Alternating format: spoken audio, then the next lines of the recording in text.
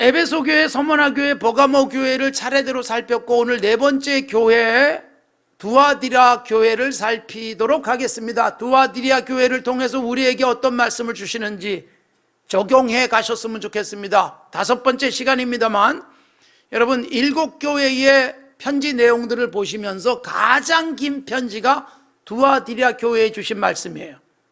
긴 이유가 무엇일까? 짧은 게 좋고 길게 좋은 게 아니라 길어도 긴 이유가 있어요. 여기는 잘못된 부분에 대한 설명이 길게 나오다 보니까 길어졌어요. 그리고 거기에 대한 하나님의 심판이 있다라는 것을 주님이 분명히 말씀하고 계시는 것입니다. 자, 이 두아디라 교회에 나타나신 예수님의 모습부터 먼저 18절에서 보면 두아디라 교회의 사자에게 편지하라. 그 눈이 불꽃 같고 그 발이 빛난 주석 같은 하나님의 아들. 그래서 하나님의 아들로 등장하시는 예수님의 모습이 하나는 눈, 하나는 발에 초점을 맞췄어요. 눈은 불꽃 같아요. 발은 빛나는 주석, 합금, 굉장히 단단한 그런 발을 가지신 예수님, 그렇게 되어 있어요. 불꽃 같은 눈, 빛나는 주석 같은 발은 1장에서 하나님의 모습을 요한 사도가 보고 기록했을 때와 동일합니다. 1장 14절에 보면 하나님의 모습, 양털 같고 하얀 모습이, 눈은 불꽃 같다, 그렇게 되어 있어요. 그리고 발은 풀무불에 단련한 빛나는 주석 같다, 그렇게 되어 있어요. 그래서 거기도 눈과 발이 나오는데 동일합니다. 불꽃 같은 눈, 그리고 풀무불에 단련을 해가지고 아주 단단한 주석, 아주 단단한 합금, 그런 발의 모습을 보여주고 있습니다. 하나님의 눈, 어디나 보시는 눈, 그것도 불꽃 같은 눈, 그 어떤 것도 숨길 수 없는 눈, 거기다가 발은 매우 힘이 있어요. 눈으로 보고 발로 일하시는 하나님, 다니면서 악을 짓밟고 눈으로는 선악을 분별하시는 불꽃 같은 그분, 이렇게 묘사되어져 있습니다. 23절에 보면 모든 교회가 나는 사람의 뜻과 마음을 살피는 자인 줄 알라, 그렇게 되어 있어요. 여러분, 마음까지 살피고 뜻을 분명하게 아시는 주님, 불꽃 같은 눈이 사람의 눈과는 다르게 속도 들여다보신다는 거예요. 정확하게 보고 계시는 하나님의 눈, 바로 그 눈을 예수님이 우리에게 보여주고 있는 것입니다. 그렇게 보시는 주님이 발은 빛나는 주석과 같다, 그렇게 되어 있어요. 아주 강한 발, 강력한 발. 이게 왜 이럴까요? 여러분, 성경이 재밌게도 창세기에도 예수님의 발이 나와요. 성경의 시작에, 성경의 마지막 부분에 예수님의 발이 나오는 거예요. 그래서 요한계시록 오늘 본문에는 예수님의 발이 빛나는 강력한 주석 같은 발이에요. 그런데 창세기 3장에 보면 예수님의 발이 등장합니다. 그런데 그 발도 사탄을 짓밟아 버리는 발로 등장합니다. 창세기 3장 15절은 아담과 하와가 범죄하고 난 다음에 하나님이 상응하는 징벌을 하시는데 그 중에 하와를 유혹한 뱀에게 주시는 말씀이에요. 너의 후손이 여자와 원수가 될 것이다. 성경이 여자라고 할 때 여자는 단순하게 여성보다는 교회 그리스도인을 성경은 여성으로 묘사해요. 이스라엘 백성도 하나님이 남편, 그 아내된 이스라엘 백성. 신약에 와서는 예수 그리스도가 신랑, 그리고 교회는 신부, 이 개념. 그래서 그리스도인은 여성으로 쓰이고 있어요. 사탄은 여자와 원수, 교회와 원수, 그런 개념이에요. 그리고 바로 이 뱀에게 주신 말씀, 너의 후손이 여인의 후손의 발꿈치를 상하게 할 것이다. 그러니까 예수님이 이 땅에 오셔서 사탄의 방해를 받으시는데 그것은 발꿈치 정도 조금 긁힌 정도예요. 웬만해서 발꿈치는 이렇게 긁혀도 피 한 방울 안 나옵니다. 그런데 예수님이 어떻게 하시냐? 여인의 후손으로 오셔서 뱀의 머리를 상하게 한다. 그렇게 돼 있어요.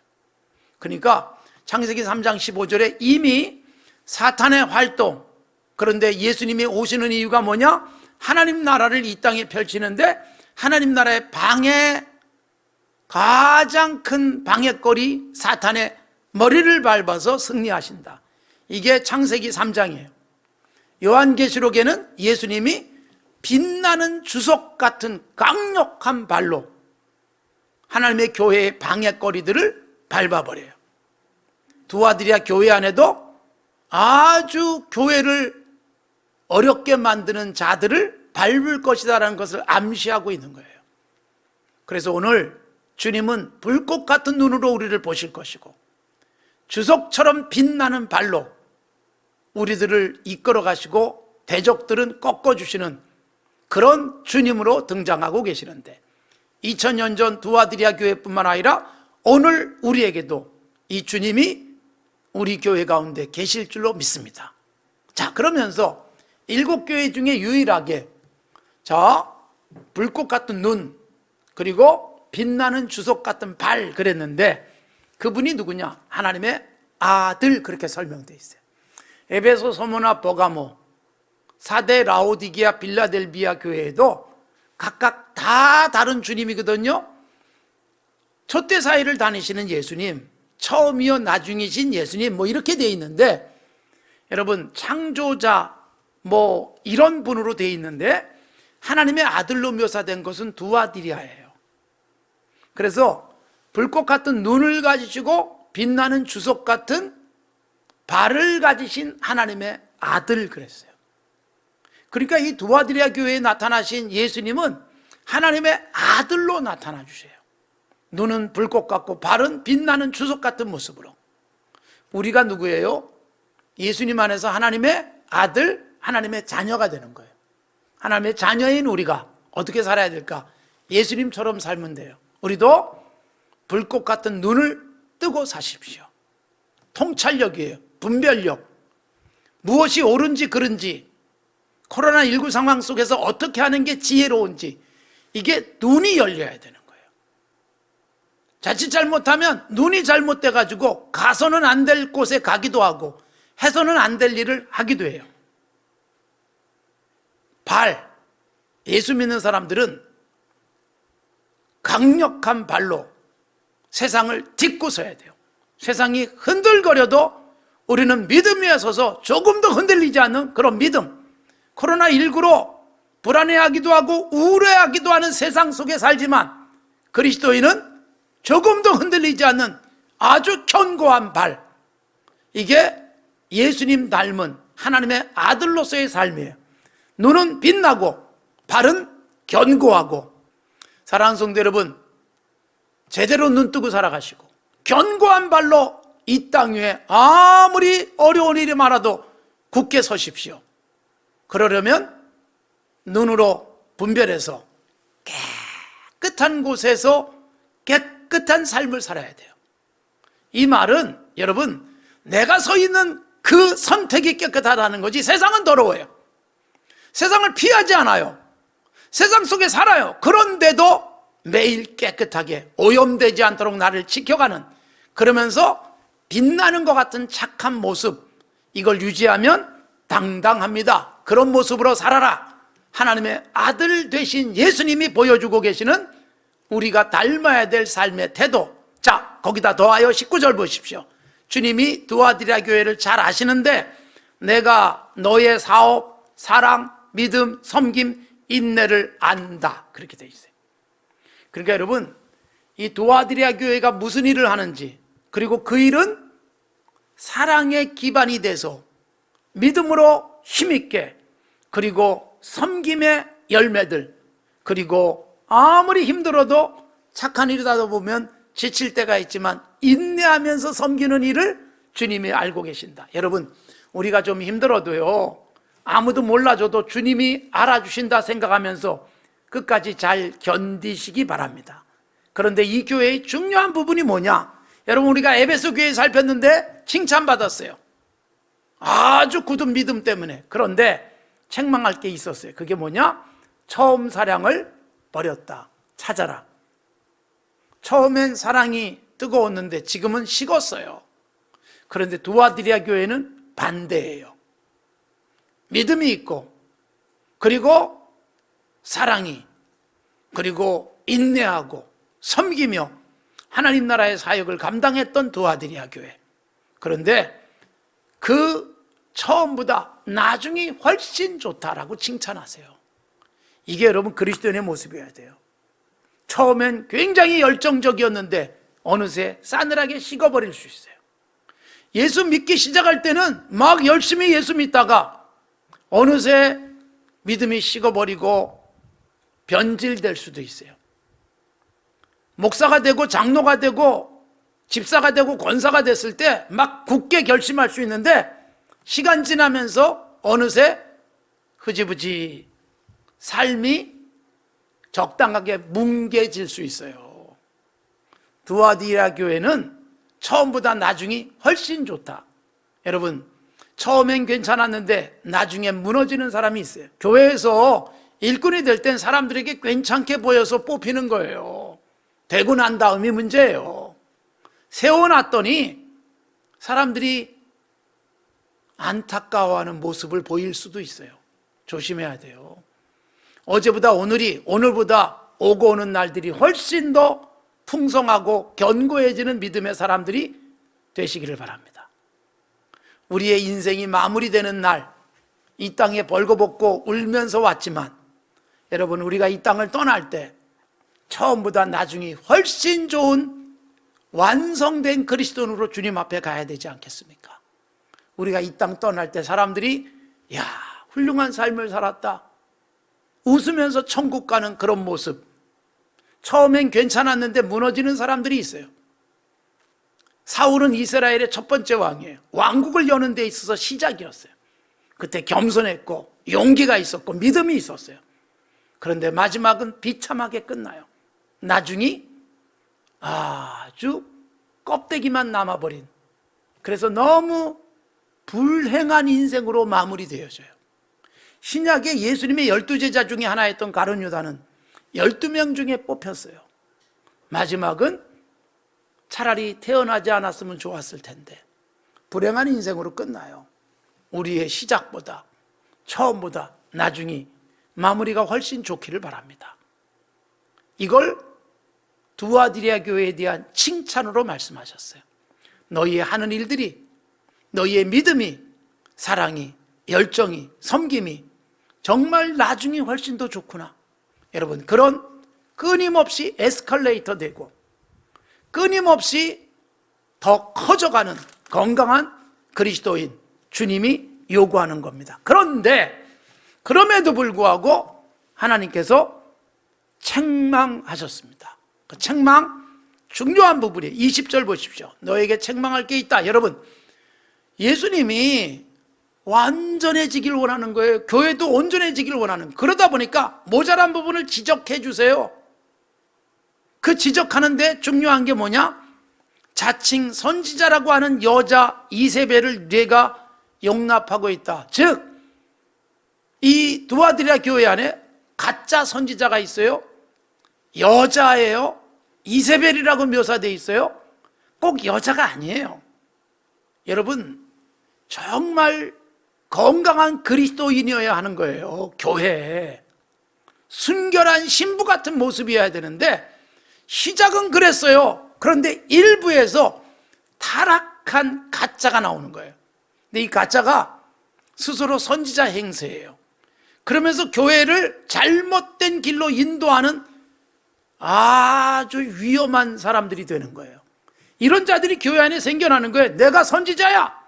그러면서 잘못된 길로 인도해 가는 것입니다. 여러분, 조심하셔야 돼요. 자칭 선지자, 가짜가 등장하는 거예요. 이 가짜가 이 두아디리아 교회 안에 행음을 하게 만들고 우상의 제물을 먹게 만들었다라고 표현하고 있잖아요. 이게 뭘까요? 행음을 했다. 여러분, 이스라엘 백성은 하나님의 남편과 같은 존재였는데 하나님을 등지고 우상 숭배한 게 구약에서는 폐륜이고 간음이고 행음이었어요.